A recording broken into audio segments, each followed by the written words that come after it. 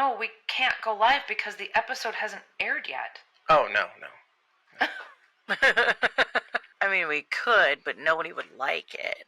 No, everybody would like it. Very bad. But except for a few people who'd be like, hey, this episode didn't air and I'm poor.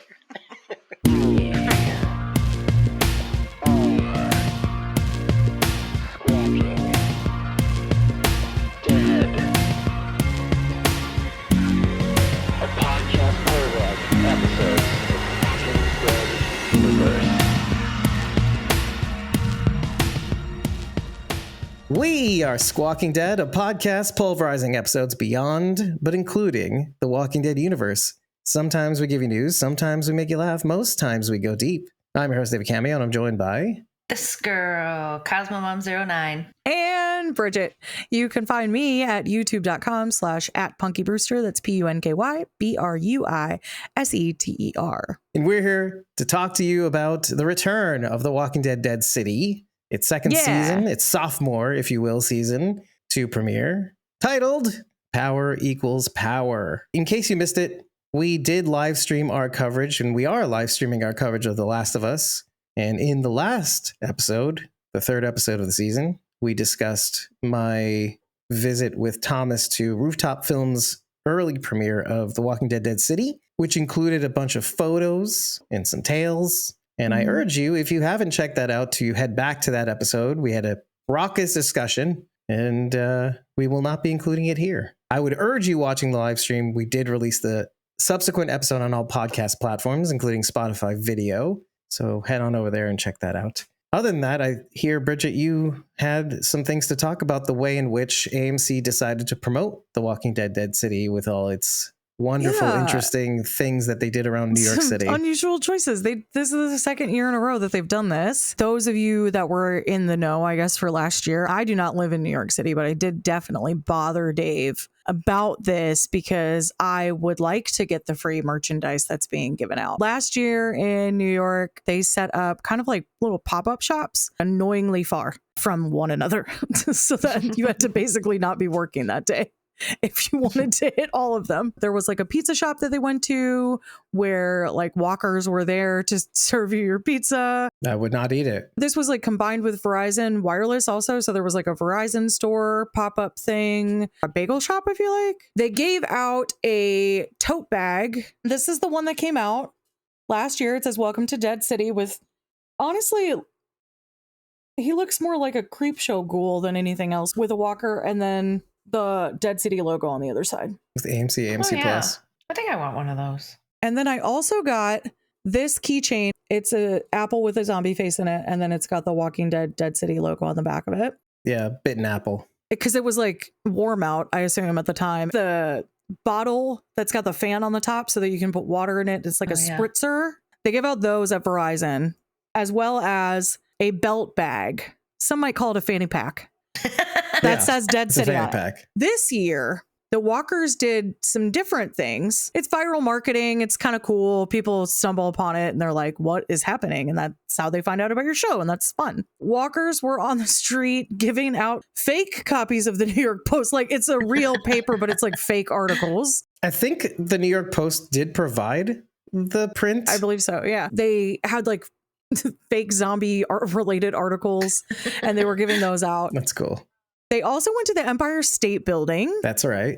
With Jeffrey Dean Morgan. He was there. Yeah, he was there. Yeah, he was. They were all there. There's a photo of them on the observation deck. The walkers were also at the Mets game, which was an interesting choice. Now, this was kind of hand-in-hand promotion with twdshop.com because their merchandise has this logo. That was a good cross promotional. If you went to the Mets game, the first whoever got a free rally towel, which I just so happened to have procured. Your girl loves free stuff, and I will pay for the free stuff that I know I rightfully should have received. It's a skull that looks like a baseball with the baseball stitches. It's kind of like a skull and crossbones, but instead of the crossbones, it's two Lucille's.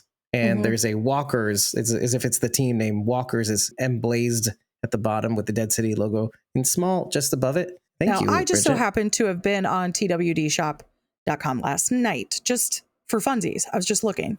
I was like, man, I haven't looked at that website in a long time. I wonder what they got for a merch drop for Dead City. And also, I wonder what they have on sale because I like to peruse the sales. And also, what does the website even look like? Because they got rid of Supply Drop and I used to buy that. And also, they used to have a rewards program and that's now gone. So I went to look and I was looking at the sale and they have some very deep discounts on items. Closeouts, basically? Yes, I'm talking like hats for $2. Oh. And so I'm like frantically filling my cart with like a million things. The 'cause coupon I'm queen. gonna give these things away.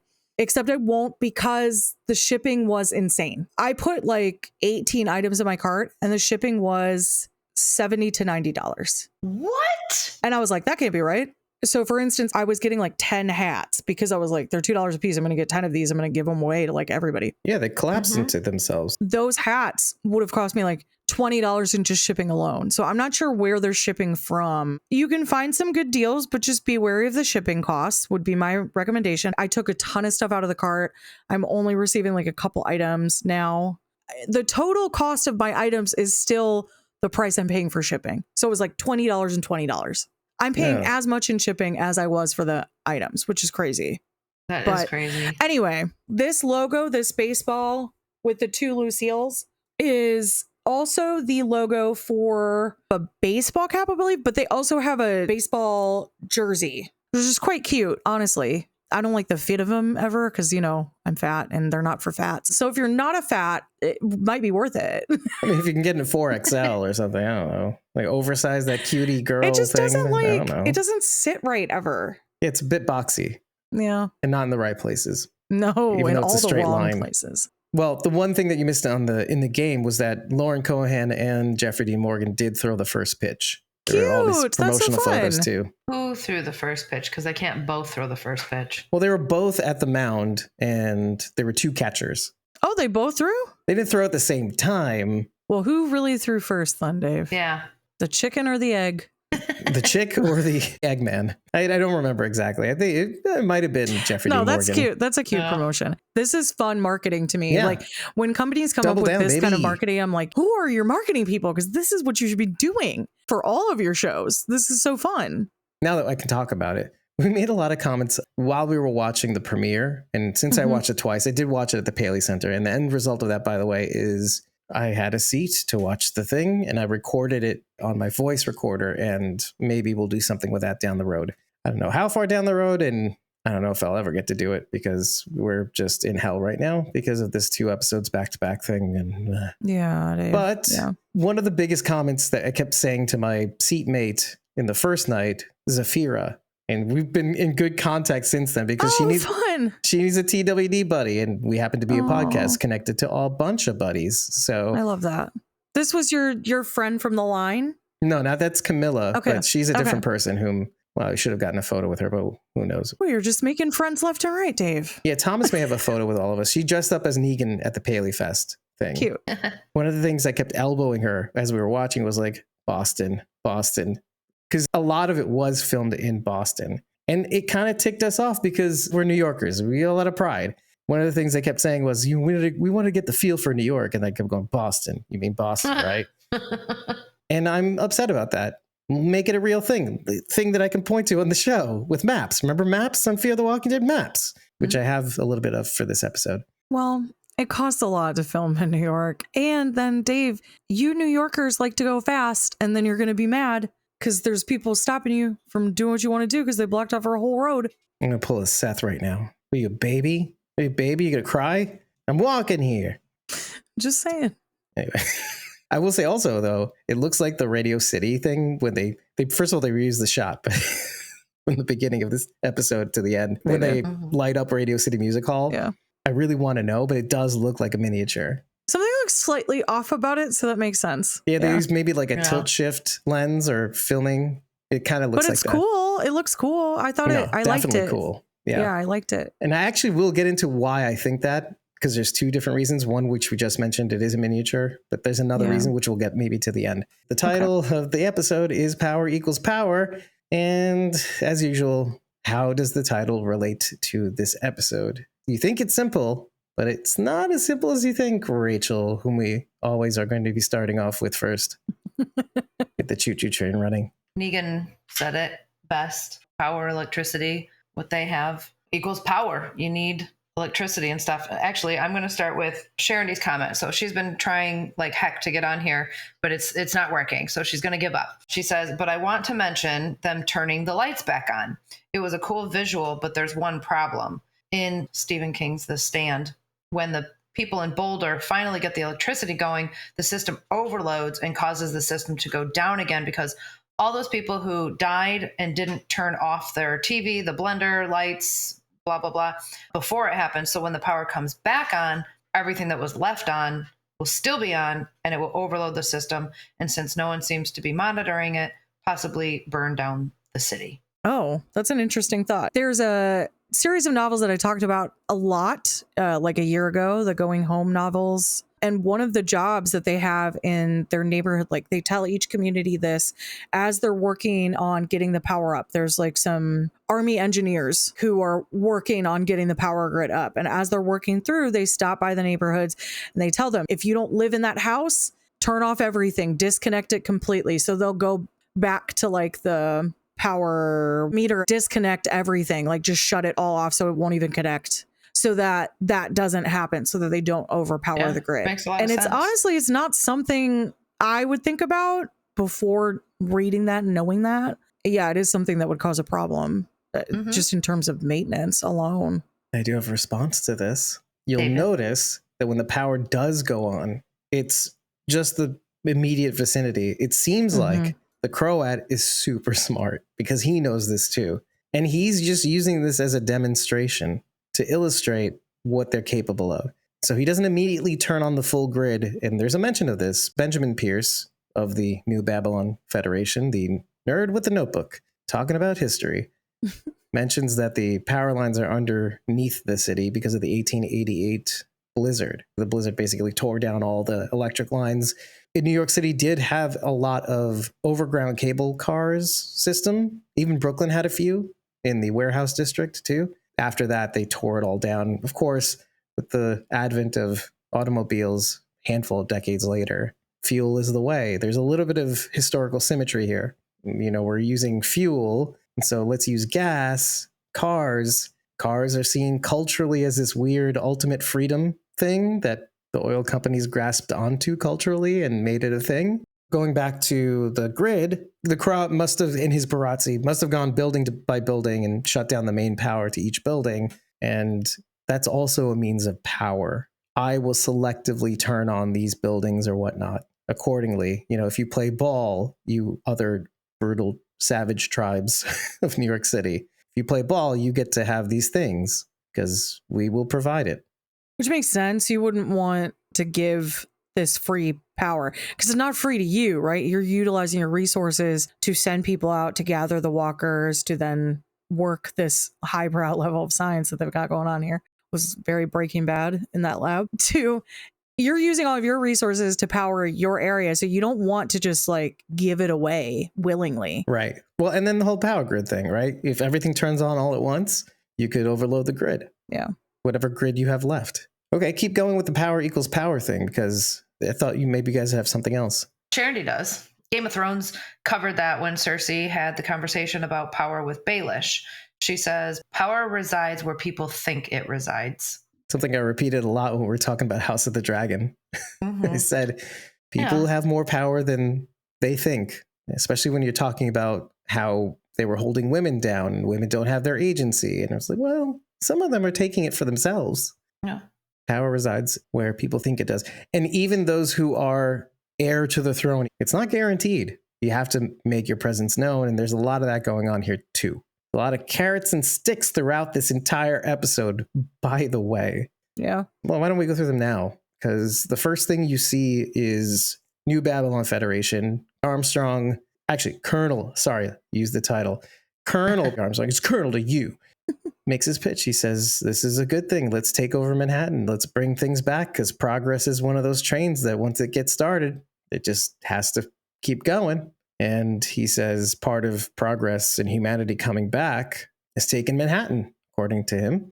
Like the Muppets. We're the crowd at the bricks going, it's crazy. And then Narvaez comes with the stick and hangs a deserter because they're going to conscript all the folks from the bricks. There's the stick, and there's more carrots and sticks because we'll go to the Negan one. That's the most obvious one. When he enters the church, he signals to the Croat, no, I don't want to use Lucille. And then he goes on, does this pitch, and you kind of think it's going to work because even Bruegel over there is like very smiling. He's like, look at this guy. I love this. It's like, I got a show and I got an after show.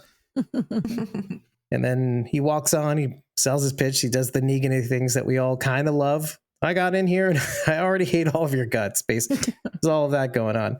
And then it looks like it's about to work until Christos, who is the single voice as compared to the Bricks voices, it goes, Kumbaya, my love. And then he kind of walks and he's like, this isn't working. You got to go back to the old ways. It picks up Lucille. That's the literal stick with a zapper. It's a little was interesting. shocky barbed wire. I didn't know what happened at first. Yeah, I was like, is that a gun?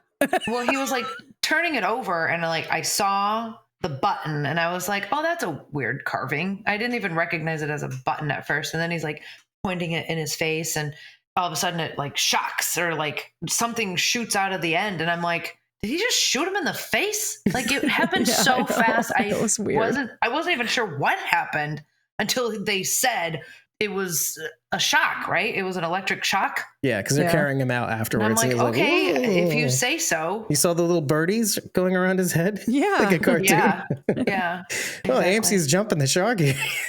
The birdie with the little birdies and stars going around his head. The episode or Insider actually explains it a little bit more. It's a big iron bar down the center. You obviously saw the button, which you didn't recognize it was a button.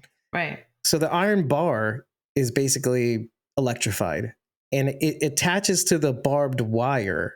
And so when the barbed wire is electrified, Christos basically gets blasted back. Basically, it's a big old elaborate taser is what it is. Okay. So when he was holding the bat, the brunt of the electrocution was his hand, although it looked like some sparks kind of flew. This was an experiment gone horribly great. I wanted to mention that when the Croat gives Negan Lucille, there's a comment that he makes that's very pointed, and I feel like it is a pointed comment at the audience. I don't remember the exact dialogue, but it's kind of to the effect that like we change and grow as time goes on. We kind of can become different people. But what the audience really wants is for you to go to your old classics. This is the Croat says this in the confession booth. And he like hits the side of the booth.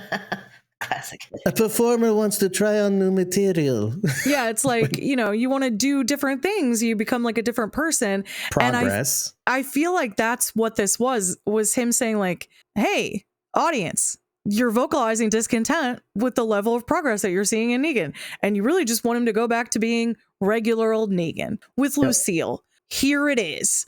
Are you happy now? It just seemed very like pointed at the audience like, all right, we'll give you what you wanted. You wanted Lucille back. She's back. I don't think Negan's happy about it though. No, which goes to show that the progress is still happening, but it's almost like, fine, we'll give you what you want, but not in the way that you wanted 100%.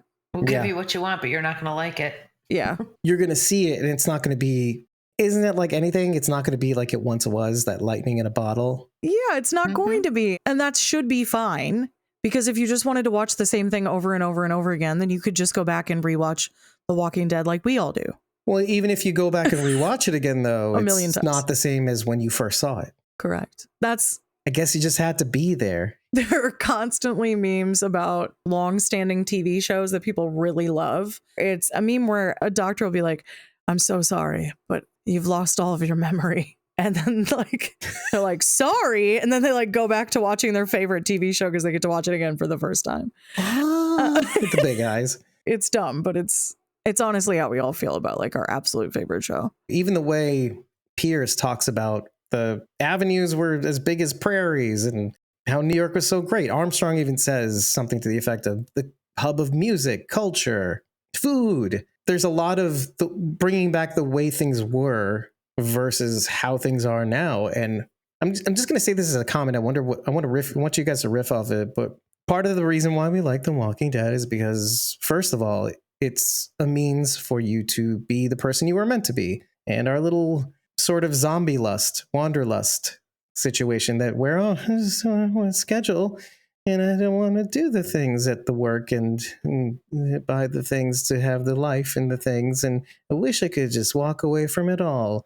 Enter zombie apocalypse, right, Bridget? And I don't know if this is designed or engineered this way, but I feel like, and maybe you can correct me if I'm wrong, I feel like the way they're presenting these two general factions is that you're meant to sympathize with the dirtbags in Manhattan and not have any sympathy for what we would normally be on the side of, these Commonwealth, Alexandria, but New Babylon Federation is the thing. I feel for the dirtbags. They just want to be crust punks or whatever's happening here. Just let them do it. Just let them have their dirty ways. Who cares? They're happy with it. We like it that way, bitch. Yeah, that line got me. I was like, I'm dead. Who are you? Who is this diva? That's all I wanted to know. Next time you're here, we'll go to a comedy show. You'll see a bunch of them and they'll get kicked out for being hecklers. I loved it. Part of it is New Babylon is so unlikable. One, we have very little character development for them, so that makes them naturally the ones that we don't want to side with. Just like we didn't want to side with the Saviors. Not that we would have. We just didn't know a lot about them, and what we did know was bad. So same thing for New Babylon, right? What we do know about them is bad. We don't know anything good about them, so we don't feel for them. We don't really know any of the other people involved, so we don't really care what happens to them. But also they're going around, there's conscription. They've brought back conscription, which dirty is word. So it's like this idea of drafting people without their consent, and then if they don't agree, they're to be put to death in, might I add, a horrific way, because public hanging was a thing. Like, I understand this, like, back to the 1800s mentality, because you don't have power again, so I get it. And you do have to have consequences for people's actions. I also understand that. But a public hanging happened with a scaffold so that hopefully their neck broke right away, and so that way they weren't just being choked. Okay, it didn't always go that way, but sometimes it did. They just lift this guy up off the ground with a rope, which was horrible. And so you're like, okay, these people are bad. And also now they're coming to take people and to show you, if you don't come with us, you'll die. We'll do this. So they're so unlikable that you're like, I don't really want them to win. Maggie is with them, but she's reluctantly with them. So there's no buy-in on our end. Like, even though we really love Maggie, I mean, some of us do, some of us don't. I do. I like Maggie. Even though you might like her because she's reluctant to join them, I don't have any skin in that game. Yeah, no, I agree. You're saying a lot of things in regards to, hey, I don't like the New Babylon Federation. But even if you look at the dirtbags, rough as they look, as whatever they're doing is what they're doing. I'm sorry. Well, that diva delivered that line and I was sold. That's all it took. Fell in love instantly. Plus, they've got Kim. Just looking at your faces, you're more likable to me. You mean Kim Coates? Yes. You may feel differently about that as the season goes. That's kind of the point, is that immediately you're endeared to the Manhattan contingent because it's their way of life. It's ultimate libertarian freedom that we do whatever we want. We can group up if we want to or not, whatever. There's nobody's going to be hung over this. Christos does. In addition, Christos doesn't die. He just shocks him. He's carted off, but he's still kind of up and around by the time they leave. So there's that. So there's a lot of smart boarding of these scenes to immediately endear you. And then, of course, later on down the season, you're going to be like, well, maybe this isn't as clear cut as we think. I think they're going to put us in a place where we may not like anybody. And that's the truth. We probably already don't like NBF, the New Babylon Federation. Who do we side with? And then I think the guns are going to start pointing towards Maggie and Negan. At the end of the day, they're going to team up and whatnot. I side with Herschel. Well. Oh, bold choice, actually. Bold choice, because why do you say that? Because it's Glenn's kid. I thought there was something special about him. He is special. He's Glenn's son. That's it? Yep. That's all I need. There's some darkness, I think, that we're supposed to gather. Something's going on with this kid. Something happened to him. Something changed him fundamentally when he was in Manhattan. Yeah, it's never more clear than when you see him at the table looking over the drawings and then immediately goes to the Dama stroking her rat in a maze. And you know that's a visual representation of Herschel. Yeah. He agreed with something that was said. What I could kind of get behind, was when he's talking to the reporter. I guess he's like a Benjamin Pierce, you mean? cataloger He's a or an historian. archivist. An archivist, That's the I word guess, I'm looking for. Yeah. Records keeper. Yeah. Which, by the way, if you recognize that kid, Keir Gilchrist, yep. he is most notably the star of Atypical, which I know is how a lot of people recognized him. Right. So he shows a wide range. He's a great actor. I was surprised to see him. I'm sure they had mentioned it, but I try to avoid that stuff so that I don't know who's in what. But because I knew that Dasha was going to be in it, but I want to know, but I also don't want to know. When Herschel is talking to the historian, he draws the little picture, but as he's talking about it, there's kind of like this light in his eye as he talks about how the bridge fell, but it was twisted and made into something better. There's kind of this idea that Herschel is not from our time. He's not from before the fall. He truly is from within the fall. And so he can see how the fall has maybe bettered things because he doesn't know what was there before. Well, even Pierce is probably just a baby when everything fell. Yeah. He's not that much older than Herschel. But there is something too. This whole episode goes back and forth between progress versus the way things were. Correct. Do we bring it back or do we twist it and make something new? And it's never more cool, this visual representation of, by the way, a friendly and endearing conversation. They're both excited about what the other kind of things, even though Herschel does say that's BS. There's no enmity. There's no fighting about it. They kind of talk about it, and then he shows he him. was genuinely interested. Yeah, and in what Herschel had Pierce to say, is interested in his point of view. He was so excited to liked that. receive the information, get the drawing. He really wanted to have that cataloged. Is there a Chekhov's gum? Chekhov was chewing this gum in the first scene, and it came back to bite. Is this a sort of Chekhov's gun? Because it shows you the way things could be. Well, is this the way things might end up? With two factions actually talking to each other and convincing each other using persuasion rather than carrots and sticks? That would be nice to see. And isn't that ultimately progress? The right kind. Maybe this like psychologically has us side with one side over the other. You know, you see Manhattan and it's got the bright lights. So maybe this has to do with like color psychology because you're getting like the bright lights of Radio City Music Hall. You're getting like these bright neons and it's very vibrant. And then it goes back to the bricks, and the bricks is dull, miserable. The people there look beaten down. They're mostly old people. What was up with their crops? Like, are they going through a drought? I can explain that, but yeah. When New Babylon comes in and they're like, I'd say we're living, I guffawed. So I was like, are you? This looks like a prison camp. What is this? It's horrible. It's funny because we used to call our dorm, I think, the bricks or the cinder blocks, because it looked just as miserable. Even though we're kids, what do we know? We have meal plans on a card. Yeah, exactly. So what are we complaining about? It's the cost of progress or whatnot. But then it's also like, well, is this Soviet Russia, right? It was so bad.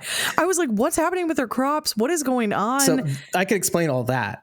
That's easy because she saw what is undoubtedly happening with New Babylon Federation as a whole. And that is, you see the moth a couple of times in this episode, and she deduces from that, because it's the same thing they're going through. You can see it as they come back to town. They're picking up the crops. They're all rotten because the moths themselves are laying eggs within the crops so that the larvae can eat off of them. So they're going through exactly what New Babylon Federation is going through on a whole. And if it's corn is what they use to make the ethanol. So, of course, their fuel reserves are going down. It was explained, but that makes sense. It's okay. Make your audience work for it sometimes. Armstrong says it in the episode because it's the exact reason why Maggie figured out. This is more of a question. How about this? There is an excuse to go to Manhattan for the fuel. We get the reasoning to go to Manhattan at the end of the last season, from whom we finally learn the governor of New Babylon Federation's name, Charlie Bird. We called her Smokey because she didn't have a name, because she's obsessed with cigars and the way they make cigars and the humidity and the wrapping it tight. Who cares, Charlie Bird? Who cares? We hate you already. It's fine. To Bridget's point, they're not very likable. They really aren't. They really, really aren't.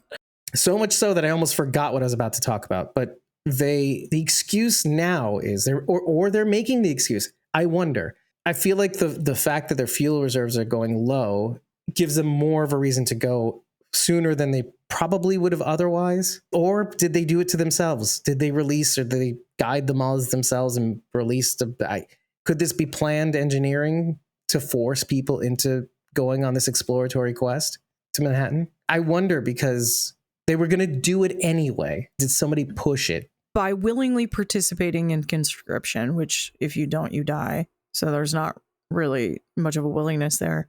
Do they help to provide your people food? Because otherwise it doesn't make any sense. If that's an agreement, if that's part of the agreement, then yes. But if not, then they didn't have to do that because the people are going to agree because it's written into their rules, and they force their hand by already eliminating their trading partners. Code 52, Section 8, baby.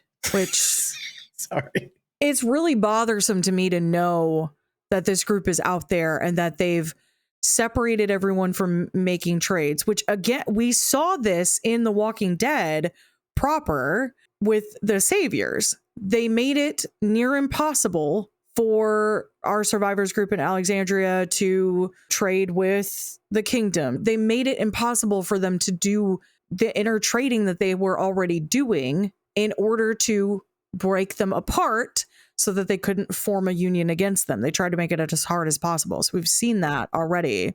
Right. If they're taking already half your stuff, yes, the Saviors. Correct. Then you don't have anything to trade.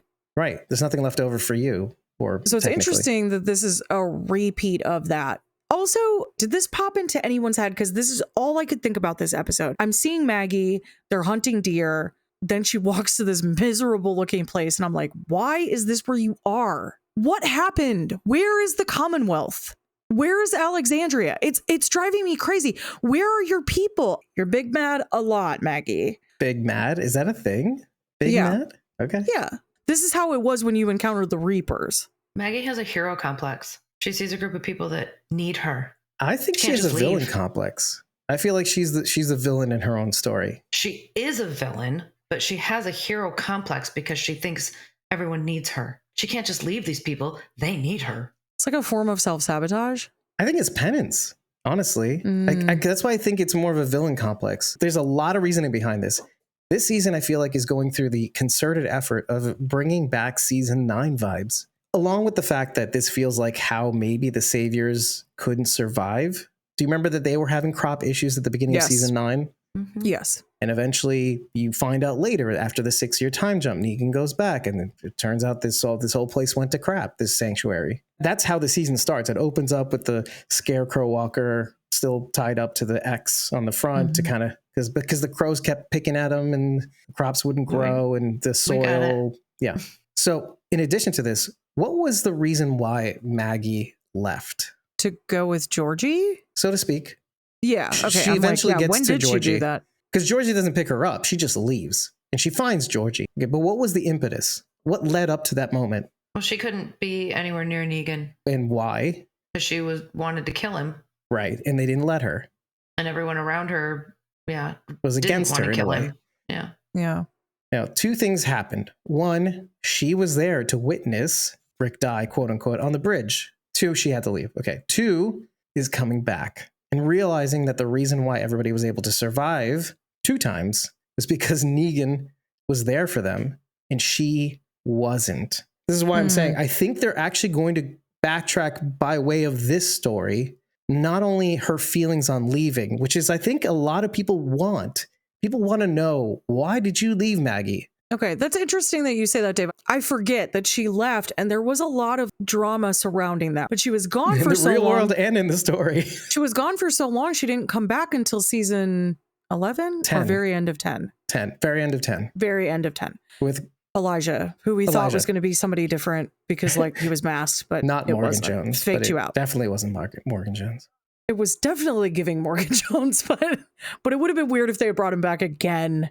I'm back and I have a new mask. It's like, what? Why? Okay, so that makes sense if we're retreading that, because her character made progress in season 11, and then they had that really nice moment in the finale where we're like, okay, everybody's growing. She is totally right. He should leave. I understand, but he gets to leave and still live. Right. And she we gets got to leave have that. too. Yeah.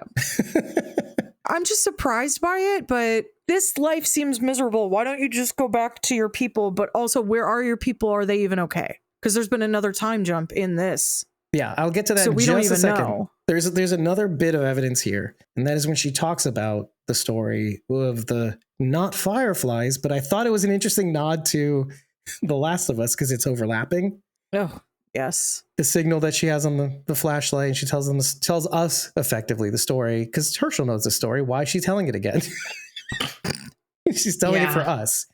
Exposition. But we need to know about that. And I think that's another bit of reasoning. I think we need to know more about what happened to them on the road because it could be very, very useful in describing the relationship between she and Herschel. Because for a long time, all they had was each other. Even in the bonus episodes to season 10, where we first see him, I think we see him in The Walking Dead, episode 16, I think we saw. But we really get an eyeful of him with the trees on the tree, and it's like, over here, Mom, up here. That whole thing. And obviously they've been together for a long time. She was with the wardens, all the people who end up dying in season 11. The big dude and what's his name? The other guy. Those people. What's his name? The other guy. The one that was hung upside down. And There's Cole like and Frost. Duncan and Frost and Duncan. Yeah. Frost, Cole, Duncan. We get the sense when we first meet Herschel that they have a very, very, very close relationship because, again, they're all they had of each other for the longest time. And then Negan comes into the picture in Dead City. And he's about 15 or 16. I hate to say it because here's the thing. He said another time jump. I hate this. Even Scott Gimple says in the Q&A during the Rooftop Films event, he says, time, what is time? Time is nebulous on this series. We realized that we kind of made it a little difficult to keep track of time. But according to the new Babylon Federation sign outside the bricks, it's 17 PDI. What do you think PDI stands for? Established 17 PDI. Post. Yeah, I was going to say post something. Post dead. Deadly infection. Yeah, I was going to say post dead infection. Guess. Yeah. Deadly infection. Post dead infected, post dead infection. Yeah, whatever. I was going to say dead insurrection, which doesn't really make all that much sense. Post dead inside. There you go. Post dead inside. No, people dead inside. Yeah, there you go. Post 17 people dead inside. That's the one. Yeah.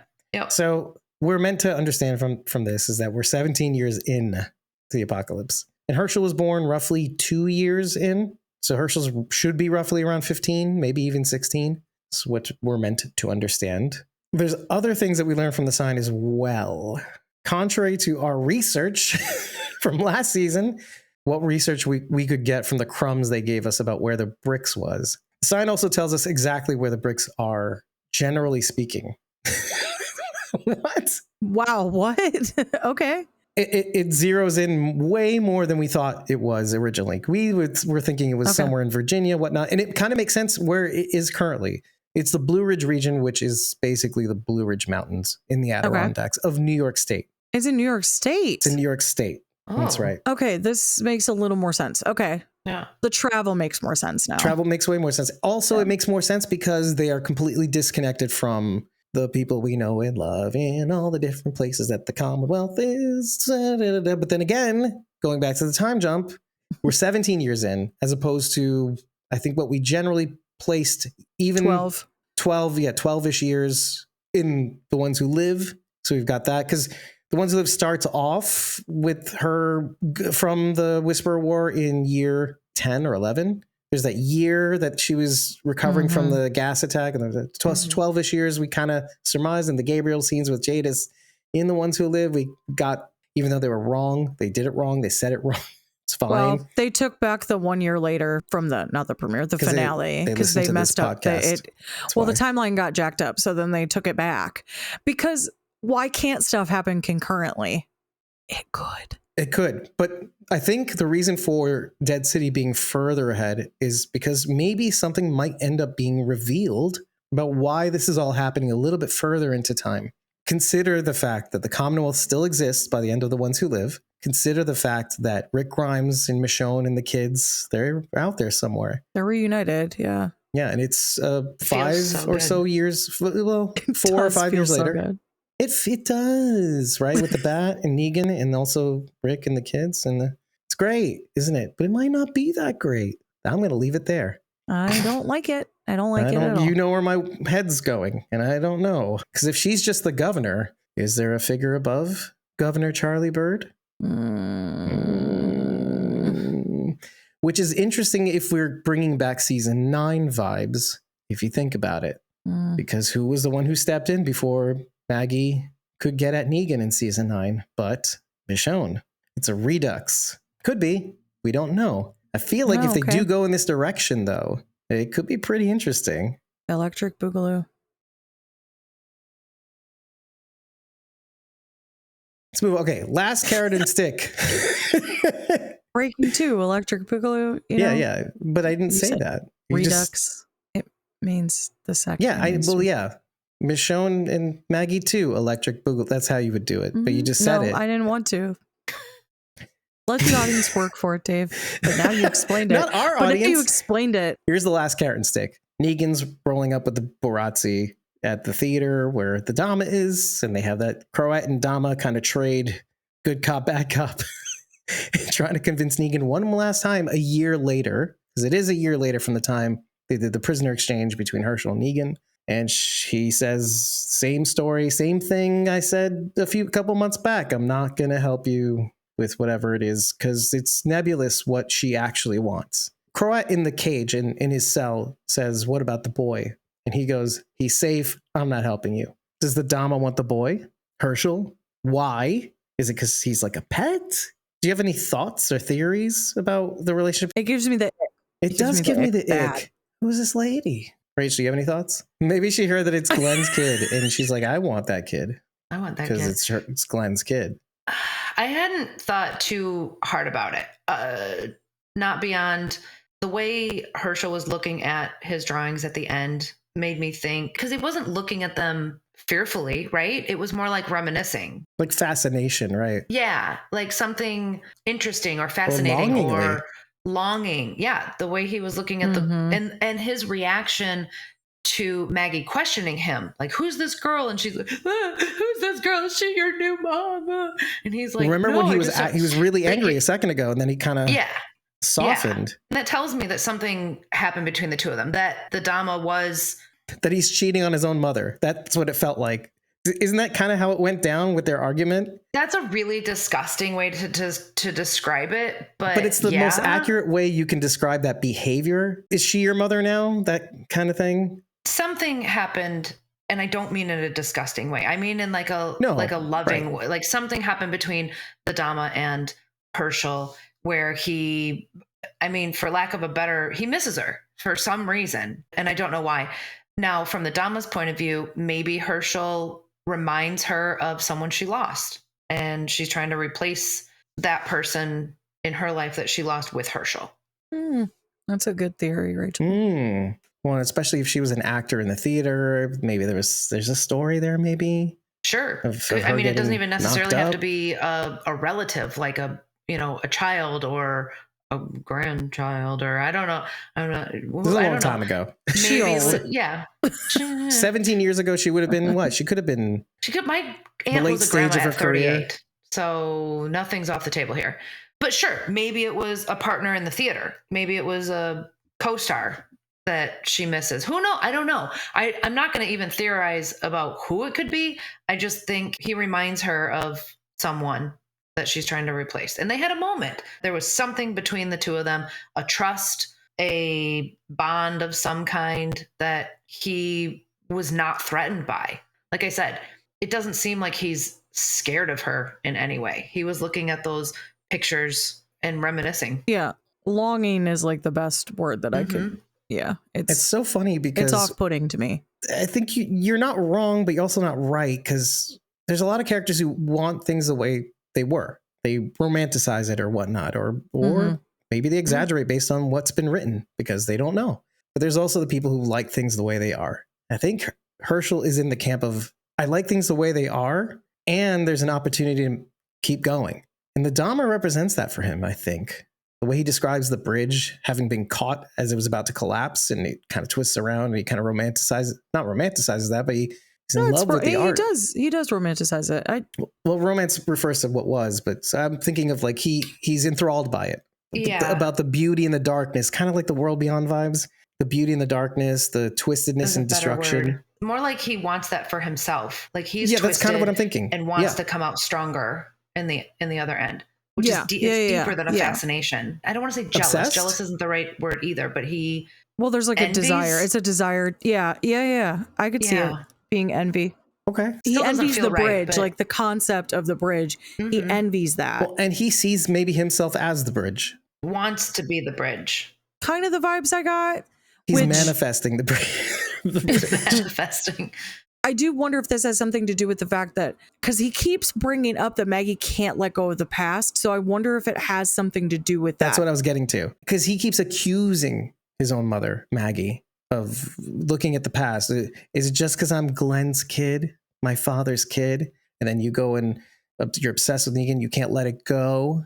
This thing, this old thing. And he sees the Dom, and this is the new thing. This is who I could. This is the Walking Dead universe. Makes it something to be the person. Which is ironic because she's old. But with her oldness comes, I don't know, the promise for wisdom. But also a promise of a future that is his and that is holy. I feel like in a way, just like you were saying about how you want the old Negan back. Who said that? I was saying like that was a pointed comment. I was saying Bridget was saying the show was making. Right. Yeah. Isn't maybe Herschel going down this path? Because I baked in some of the comic idea of Herschel with the way the show's depicted Herschelry. I'm not seeing that character at all. I know, but I've wondered if this is like that desire for the darkness. If they're going to like walk a line with this, like maybe you incorporate some of the things. Well, what we saw tonight we've seen it before, but they brought it back, the entertainment with the walkers. That is something that comic book Herschel does. Okay. Well, let's stay here for a second because I just want to close the thought because I just feel like seeing Maggie as a representation of what once was and the Dom is something exciting, new, obsessive. We all want this. But I feel like just like people are digging on like I want the Negan that was with the bat and the threateningness and the maybe not the harem of wives, maybe not that. I don't want that. That seems not a good thing to like, right? Everybody, hashtag me too. Right. We don't like Electric it. We don't Boogaloo. like that part. Hashtag me too, Electric Boogaloo. Yeah. Okay. You're right. Okay. See, I brought it back, Bridget, in the right way. Jeez Louise. Anyway. Yeah, that was the right way. Yeah. Oh, sure. Yeah, because I said me too, Electric Boogaloo. You have to, it has to rhyme. But I don't want to bring that back. No, let's not bring it back. Anyway. But just like that, in the same fashion, they're kind of maybe even digging at the fans for having this baked in idea of who Herschel is. Because even Herschel's like, I don't want to be who you think I am. I'm not Glenn's kid. He didn't even know his father. Yes. Do you feel threatened, Rachel? Because it was interesting because you even saying it the way that you did was actually kind of cool because it was like, oh, wait, maybe we're bringing in some biases that the audience was bringing about Negan, but we're maybe bringing them into Herschel too. Herschel wants to carve his own path. I don't know. I'm a big believer of, nature over nurture. And I do think there's a certain amount inherited from your parents and goodness. I'm going to hope that Herschel has the moral compass his dad does. I want that for him. I really do. Mm-hmm. I don't want it to go the other route. I don't like it. I'm not saying that it will. What I'm saying is I think it is a path that he wants to carve himself. Well, and that is, I would say, a characteristic of Glenn as well, right? He was very future driven. He was very much about building something, and he was always looking ahead, where we see Maggie's stuck on the past. I would like for this version of Herschel, for this to be less desire for wanton destruction. And it could be destruction if he has an alcohol problem. Destruction. I don't know why I said it that way. Shut up, Dave. So embarrassed. And more the want for freedom. That's why he's got these rose-colored glasses on about the Dama and stuff, is like the freedom that comes along, because his mother is very overprotective. She's really worried about him. Always. She always has to have an eye on him. As a teenager, you remember what that feels like to have your parents like just up in your business all the time. Well, Rachel knows intimately well. having one herself. Both sides. Sometimes. It was only like when I got in trouble and then suddenly you were up in my business. Otherwise, you didn't care what I was doing. But Yeah. I could see that feeling really restrictive to a teenager, especially in this world where you have to learn how to protect yourself at such a young age. So the brain development is completely different than the average person. Kids can fight. Kids can fight. That Narvaez That's said. crazy. That's crazy. Well, most kids. Isn't that another thing? Percy wants the way things were for his kids, his wife, right? Yeah, some of it to bleed in. And Narvaez lives in this world where it's like, no, we can use some of the lessons that we picked up along the way and have kids. We can have child labor. Anyway. Well, or you just view it as everyone's pitching in. Everyone's pitching in, Dave. It's just the way you look at it. The third carrot and stick. They take Negan to see the Dhamma, and it's all about, I need you to lead. We need to bring these tribes together, blah, blah. I already told you, I said no. Well, didn't we have this conversation last year when you first caught me?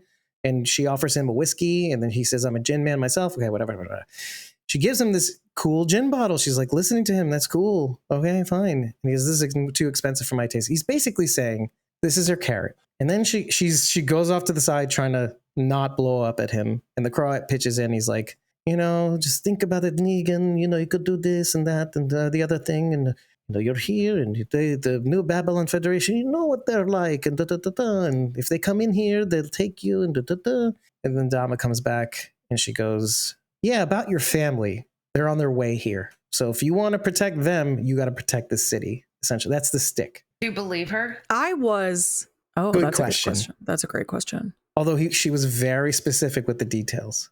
Now, it could be that they bumped into the driver who actually did the delivery, and maybe they ended up making it there after all. But it could be one of those things where, like, they know where she is and pick Annie and Joshua up eventually, and maybe not immediately because the actress is cast on the I don't know. Probably not. And this may end up happening like within the course of very few days. I hope they don't spoil that. If she does show up, I would love to be surprised by that. I want that to be a complete and utter shock. That would be me too. a phenomenal secret to keep. Yeah, I do not want to know. Don't spoil yourselves. That might actually get me up out of my seat. Okay, two things. First, the Walker fight. Yes. I need some clarification because at first I was confused by that too. I was like, these dudes like suck at fighting. Like I didn't realize they were even walkers at first. These I was dudes like, why do they suck at fighting? And then I realized they're all like cheering for walkers who are fighting each other. And then I'm like, why are they going after each other and not the people surrounding them? Yeah, I thought that was interesting too. Question. Because I don't know the answer to that either, but I can make excuses. But that bothered me on first watch. All I could think was maybe there was meat strapped to them. That was all. Okay, I was thinking fresh blood, maybe. Like, yeah. But then it's like, how do you get are they sacrificing people to cover these walkers in blood? But again, there's people surrounding them cheering. Why are they not immediately going for? It was very confusing. I wasn't sure. And it was so dark. I couldn't really tell what was happening. Mm-hmm. Yeah, of course. Like the scene itself was just dark. I love The Walking Dead, but there are moments where you're like, what is happening on screen right now? Turn up the brightness, it's always been that way where you're like, oh, I got to turn up the brightness. This was one of those scenes where I was like, what is happening? How is he stabbing him? Oh, there's something on his head. What is he part eating? was pretty cool. I was like, what's happening? So it was hard to just gauge what was going on. That was all I could think was, is there blood or flesh? Right. I could not understand why they were going after each other. That's why I thought it was like two drunk dudes fighting. I'm like, they suck at this. It reminded me of the governor. Well, yeah. The fight. This reminded me of the governor. Yeah. But it was people fighting the walkers. Pits. It was, but there was a fighting pit. And that's very much what this reminded me of, because we don't get a ton of this in the TV show. But if you've read the comic books or the novels, really go into detail on this. The fighting pits are very, very, very violent. When Lily and Josh come in to the group and they're trying to become accustomed to Woodbury, this is the most appalling thing to them, is this fighting pit. Everything else seems fairly normal, except for the fact that some of the people are like really mean. They can't really figure out like why they're being so horrible. What people though? Exactly. The people in Woodbury. Oh, residents. Okay. Yeah, like residents. There's just some pretty awful people in Woodbury. it doesn't matter. It's not even the governor. It's like it's tangential characters that don't matter in the long run. They affect the story, but that's really it. The fighting pits are really appalling. Like Lily is like disgusted by its existence and does not understand why people are there, and they have their kids there. They bring their children to watch this stuff happen, and it's gross. This is what that reminded me of, was that like in the novels have these really vivid descriptions of like what's going on, and that's what this scene really reminded me of, was that concept of the masses, blowing off pits. Steam with something so brutal, which is part of human history. Right. And if you think about it, all these warring tribes in New York City, how else would they get together if not for a bloodbath? That isn't them, which is great. They take it out on the walkers instead of them. But the walkers themselves, none of that's in the books. None of that's in TV. The logic is eluding or elusive. So the only thing I could think of was if they do pour flesh blood on the backs of their heads, because it's the only thing I could think of. The killing blow was made to the back of the head. Yes. In Fear the Walking Dead, season 6, episode 2, we go through the painful process of the 5 senses of walkers as opposed to people. And the strongest sense is the sense of scent. The irony of which is that the sense of smell is the first thing to go as you get older. Fascinating. But the scent of blood is the first instinct for walkers in terms of feeding or finding food. Blood. It is baffling to me that you know what episode that's in. Because we broke it down. And so so you weren't there. It's fine. You know, you should watch it. Even the breakdowns, I can't. I can't remember like, oh, this was. It's just what happens when you take notes. It just gets stuck in here somehow. I do take notes. It's okay. Wait, Fear season 6?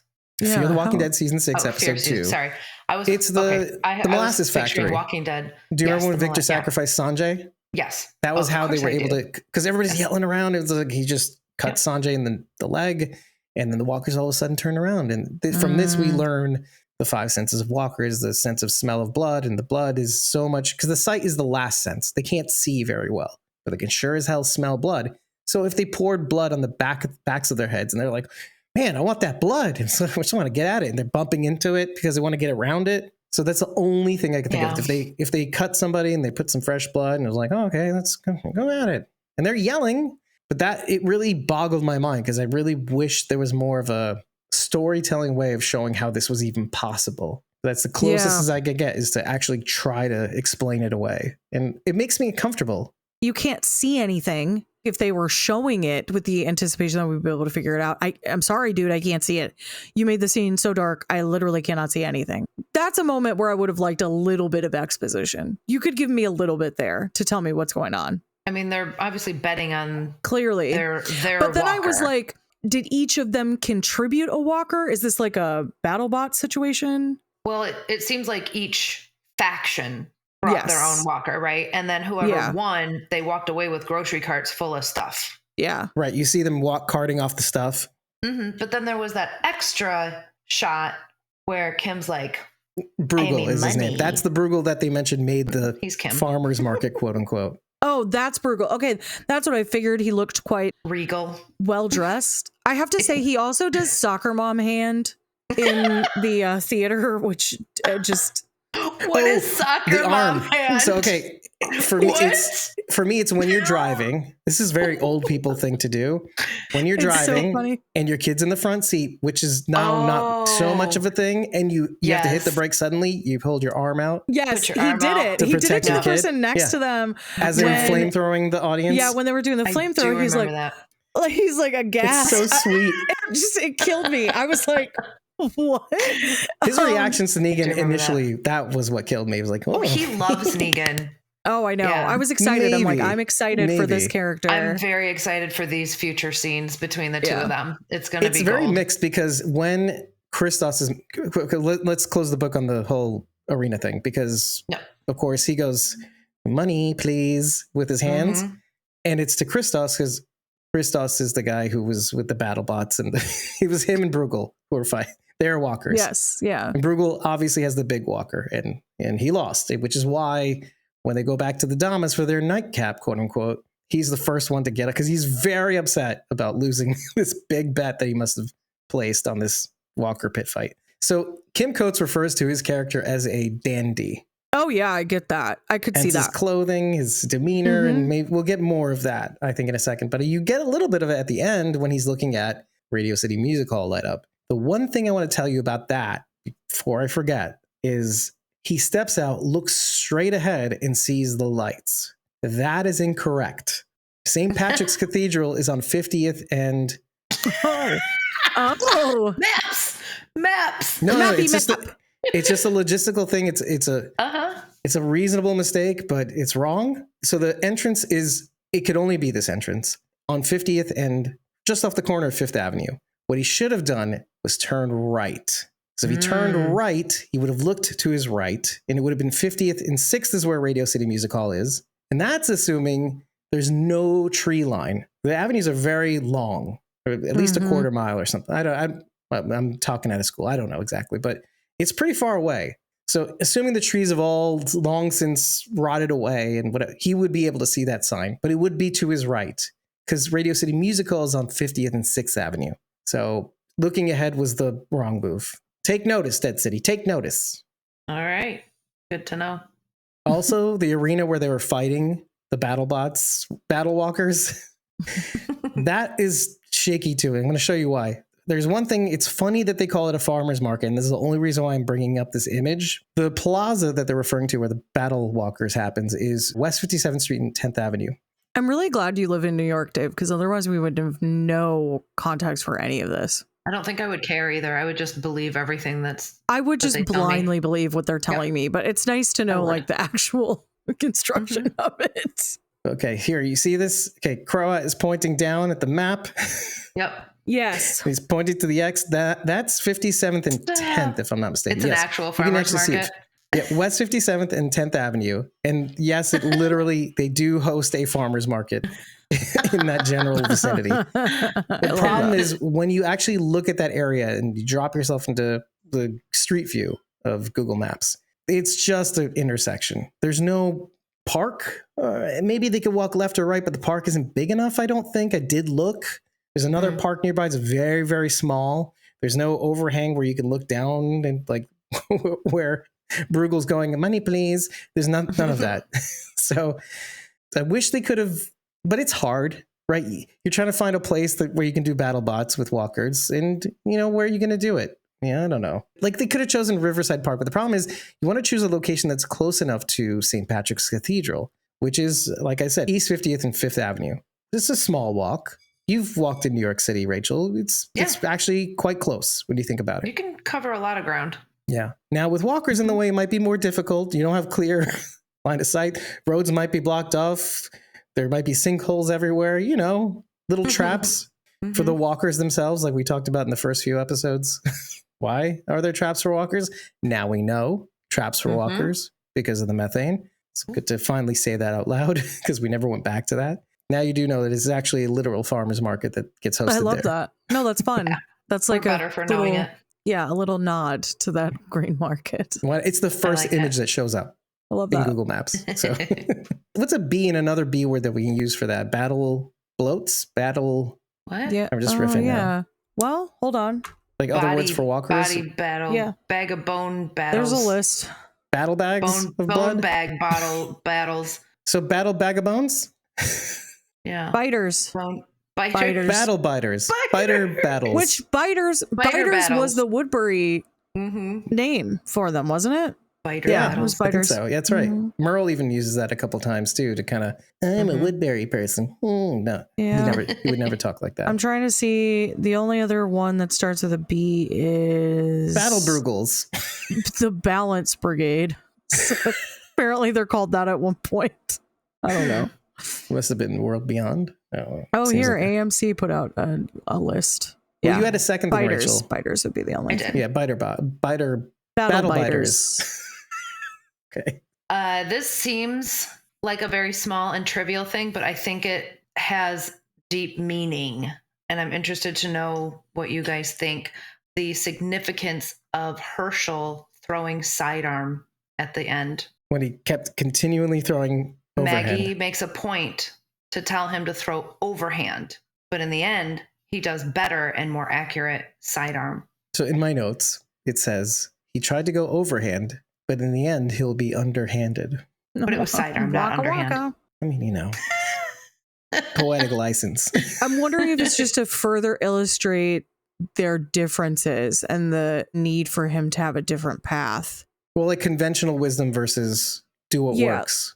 Yeah. And carve your own carve with a literal knife your own path. And she grew up in our That's world what I and then really had to think. transition into this world. She's been very successful in this world, but she's also had a lot of loss and a lot of pain. He's just grown up in this world. It's just to illustrate that difference again, to say there's a level of disconnect here that we don't fully understand yet. Right. Yeah.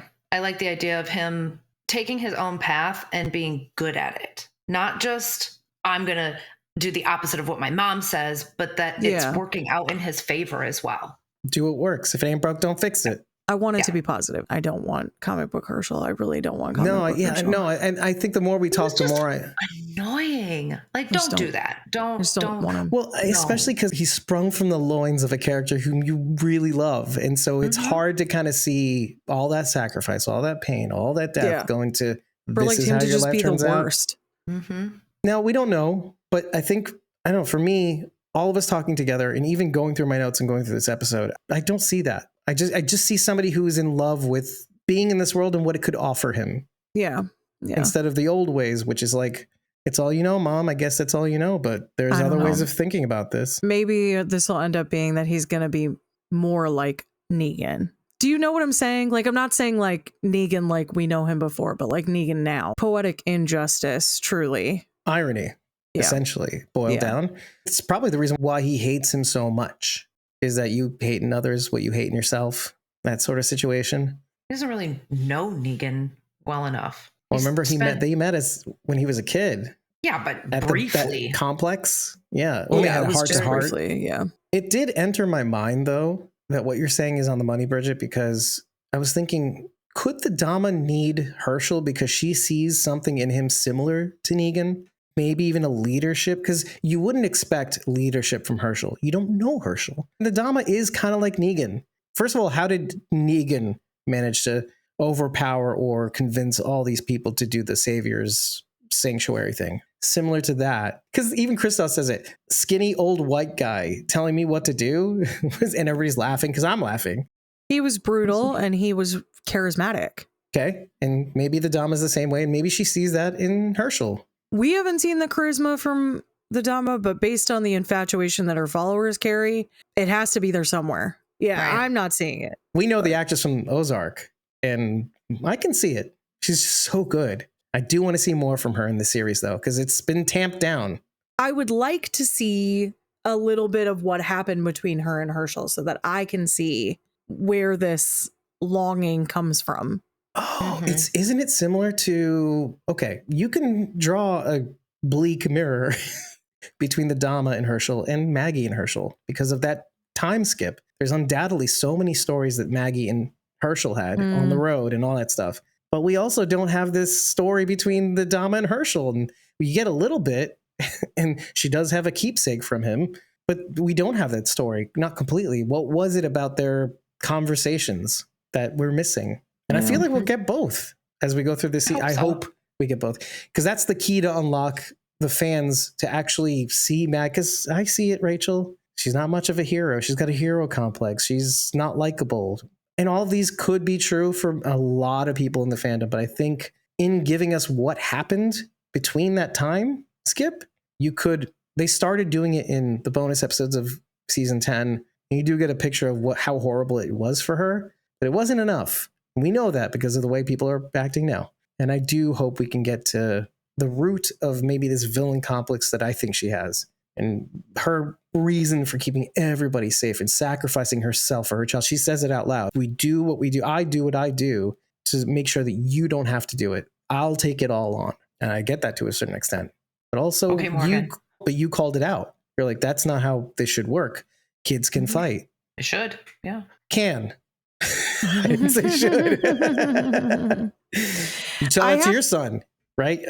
Maggie calls it out too, because she calls out Armstrong and she says, "Where's your wife and kid? Why aren't they being conscripted?" Yeah. Oh, that's banality of evil. Yes. I felt like this was a really strong premiere episode for a season. I don't know how you guys felt about it. I really want to see the next episode. Absolutely. I don't know That's how how they're I going to feel give about us this. 6 episodes of the season if that's all that we're getting. I know. I'm just happy that we're getting more of the intellectual properties. I just talked with Tahira about this the other day. You know, people like argue over like which one was the best or whatever. And like, I don't care because I love The Walking Dead. So I'm glad that we're getting anything that extends these characters that I love. So it doesn't really matter to me. I don't care which one is the best. It doesn't matter. I like all of them. I like that they're still on. But I am excited for this season. Something about this made me feel like, yeah, I want to watch this. I have to watch it because we're doing a podcast, but I want to watch it. Well, you don't have to watch it. But to your point, the thing I like the most about this is it would be one thing if we got it and it's great and whatnot, or not great and I don't want to watch it. But what I like about it is it certainly, like the first season, where you're like, how are they going to wrap this up in 6 episodes? They did. And how? And it gave us something to talk about. Look at how much we've already talked about. And I don't even think we scratched the surface. My thought is the fact that they give us something to talk about. We could be making excuses and not talking about much, but there is a lot to talk about. There's history to draw upon that is playing out here. There's resolutions that still, oh, wow, I feel like I'm saying the same thing over again from The Walking Dead Daryl Dixon season 2. Carol had a lot of unresolved stuff from the end of The Walking Dead. Yes. It looks like that you could go on and you could move on from that point. But honestly, there's so much unresolved stuff, how all her children seem to die. And that drama played out in season 2 a little bit. We get the representation of that in the season 2 finale. I still don't think it's over. I think it's been confronted, but now we've got to exorcise the demons. But here, similar to that, we're bringing in season 9 vibes. We're bringing in the reasons why she left, why her attitude has shifted, why she is way overprotective over Herschel, and it's perfectly reasonable on one level, but it's unreasonable on another level. And I think in the pursuit of figuring that out, we're going to get some answers, some long overdue answers about Maggie, and maybe a path forward to us, I would say most of us, actually having sympathy for her or figuring her out, or maybe connecting with her again after having not been connected since she left the show. That's my hope in bringing in the season 9 vibes. I think they can do it. I just want to see where they go with it. I'm bringing back one dirty word that I don't think you're going to enjoy, but I think one of the biggest takeaways or biggest surprises that I got from this season was the fact that New Babylon Federation took over the bricks. Wasn't that a shocker? That they forced them into a agreement. Yeah. And here's the dirty word, tranquilitas ordinus. The thing you hated hearing when I brought it up and obsessed over. It's literally written on this poster that's right here. Really? In my house to my right. Is it the Negan wanted poster? It is. There's a stamp on it that says New Babylon Federation. It's got like a wheat symbol. Yeah. Must be which is on the sign outside of the bricks too. It's 3 wheat symbols, the center one, which is bigger and it's encircled. Oh, interesting. It's 5 in on that here. One? Oh, okay. Interesting. It is encircled. Well, it's interesting. Maybe the 3 wheat symbols means that it's a colony member or whatnot. Colonialism, imperialism. Ooh. I mean, how else are you going to get people to do the dirty work, right? Well, I also wanted to say what I wrote for PDI was post-dead infestation. Okay. So, yeah. Yeah. Tranquilitas ordinus. We conquer in order to make peace. And progress is a train that doesn't stop. Can't be stopped. Typically. This is my thinking, is that you have like an unstoppable force, progress, meeting with an immovable object. And I'm wondering what happens after that, because who is going to win? Typically it would be progress. Yeah. Right? You've got the Luddites over here in Manhattan. Technically, because when the spotlight goes on to Negan, that's a new thing for them. Electricity, that's a new thing for this, let's say, community, but it's not much of one. Correct. But you could make an argument that it's flipped though too, Dave. That New Babylon's holding on to the old and that Manhattan is the new. So they're both immovable objects and unstoppable forces? Yeah, I think that's kind of the point. That's supposed to feel fluid. Like either one could be the one that's progress. They're both going to see themselves as the one offering progress. Well, just like, and again, it goes back to... You're the hero in your own story kind of thing. That too. Well, I mean, I think the tribes of Manhattan don't see themselves that way. But I mean, they want to win. They want to be the victors. So even if it's not a hero necessarily, that's just the cliche, but more so the definition is more apt for New Babylon. The idea of those who cloak themselves in virtue are often the villains, right? That whole idea. I bring this up only to say the following, because when Benjamin Pierce, the historian guy, was talking about the power lines, and I feel like I'm getting ahead of myself, and Narvaez shuts him down. He's just like, don't you have something to do? And then Charlie Bird says, she's just jealous because you're going to have the most important job. Your discoveries and historian writings, they're going to be the thing that's the most productive or the most important. But it's like, no, it's not. It's the methane. It's giving Al Althea from Fear the Walking Dead. Yes. Okay. It's giving Al. Yeah. This whole like, it's important to document what's happening for those who come later. Mm-hmm. Right. Okay. Everyone keeps dying though, so like it's just not that serious. But well, I'm not focusing on the Ben part. I'm focusing on the Charlie Bird politician part. It's the idea that, oh, yours is the most important role. Meanwhile, it's the methane. It's the methane. Oh, it's all about methane. Yeah. Isn't that like this weird parallel between like, oh, we're invading Iraq? It was like, is it about toppling a dictator? It's like, no. Yeah. It's about justice. The oil fields. It's about the oil fields. It's about justice. Is not it justice really though? Is it Jolie porn? Is it? Just kidding. JK, everybody. Sorry, I just finished editing the episode and it's releasing in a couple. It's actually releasing in a half hour. The only other thing I wanted to talk about was Dasha, but Major Narvaez. I don't have time to say all the wonderful things I want to say about her. And we'll probably get more of her too. I think everyone really feels that way, honestly. Mm-hmm. I'm excited just to see her in something else. I am too. I mean, she's done other things, but just for her to be in something else that I love is cool. The connective tissue between The Walking Dead and Orange is the New Black now is the most exciting part. Like, I'm like, yes, you are part of our world now. You're in the same universe. Orange is the New Black. It did take place in a New York penitentiary, so maybe. Yes, it did. Yes, it did. There is one thing I really want you to be here for, because in the episode or Insider, there was a funny bit. We go back to the cockroaches and Negan's eating the plate of them. Mm-hmm. And of course, they're made of like chocolate and custard and whatnot. However, not all of them were. Oh, no. And that was because Mikey Satrazemis wanted to play a prank on Jeffrey Dean Morgan. He first of all, he goes, can we make one of them more juicy so that when he bites into it, it kind of sprays out? He goes, no, but I can do you one better. I can get you actual cockroaches. And the reason why this actually worked was because, to your point, Bridget, everything is so dark. Jeffrey D. Morgan said it himself. When I'm doing these scenes, I'm practically blind. I need my glasses. There's no glasses in the apocalypse. So he's eating these things and he's like, oh, this is, it's not my favorite, but it's fine. And then he'll bite into a few and he's doing the scene. It's real cooked, properly cooked cockroaches and he's eating them. He's like, yum, yum, yum.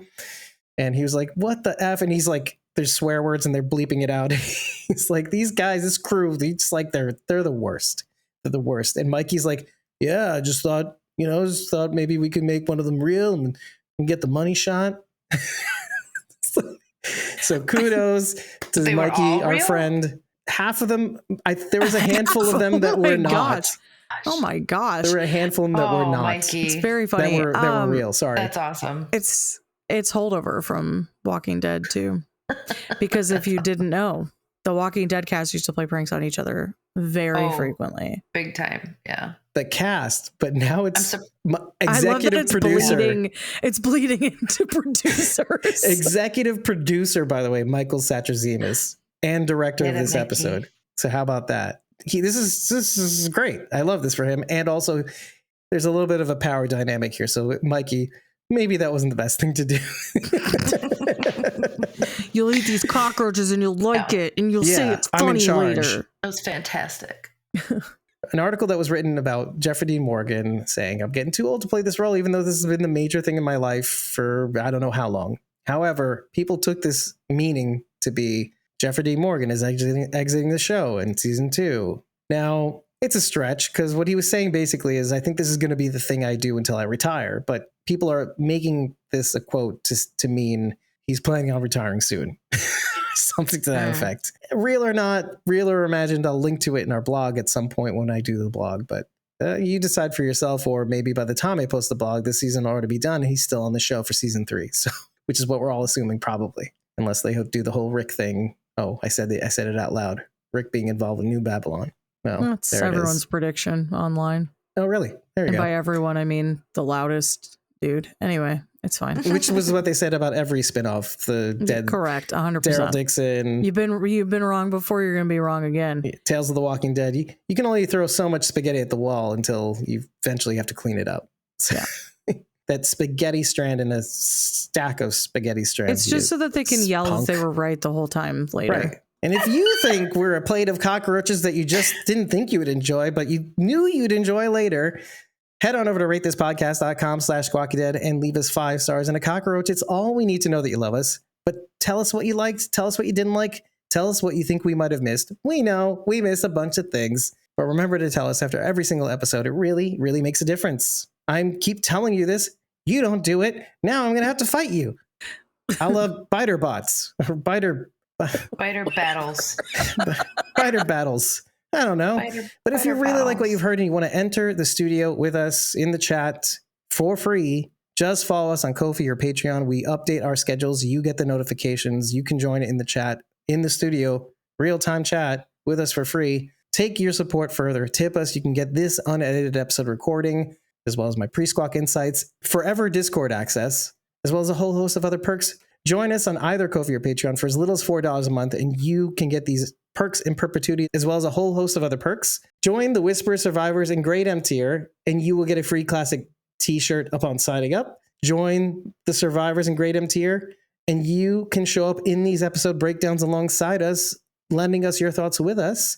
And if you happen to join the Grade M tier, the greatest-ish tier, you can join our core channel on our Discord server and be involved in our behind-the-scenes discussions, our production calls, the things that we like to do behind the scenes that we can't share with everybody. And you can help shape the course of this show as a junior producer.